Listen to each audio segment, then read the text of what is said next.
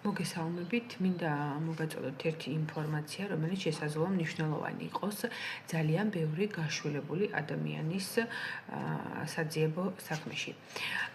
რატომ ვერ ვპოულობთ არსებული ჩანაწერებით ბიოლოგიურ დედას? რატომ არ იძებნება ასეთი პიროვნება? პირველი და ყველაზე იოლი მიზეზი ამისა არის ის, რომ ქალბატონს აქვს შეცვლილი გვარი ან საპასპორტო მონაცემები.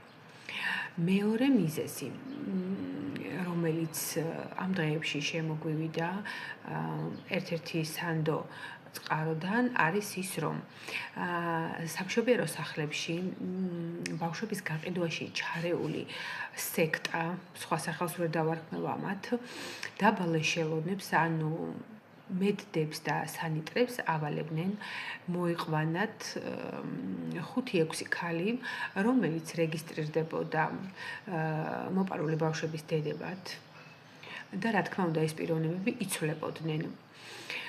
მესამე მიზეზი, რატომ არ იძებნება ბიოლოგიური დედა ჩანაწერების მიხედვით, არის ის, რომ შექმნილი არის პიროვნება. ანუ მქონდა ესეთი თემა, სადაც დედის სახელი იყო ერთი, გვარი სხვა პიროვნების, საცხოვრებელი მისამართში ქალაქი ეწერა და ქუჩა იყო სულ სხვა ქალაქის, ანუ საცხოვრებელი ადგილის ქალაქში ესეთი ქუჩა საერთოდ არ არსებობდა, იყო სხვა ქალაქში.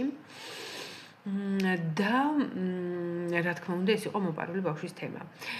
ყველა გაშვილებულ ადამიანს მინდა მოვუწოდო მაქსიმალური სიმშვიდე, ყველა ისტორია, რასაც თქვენ გეუბნებიან, თქვენი ახლობლები, მეზობლები, ნათესავები, ჩაინიშნეთ და გადადეთ გვერდზე.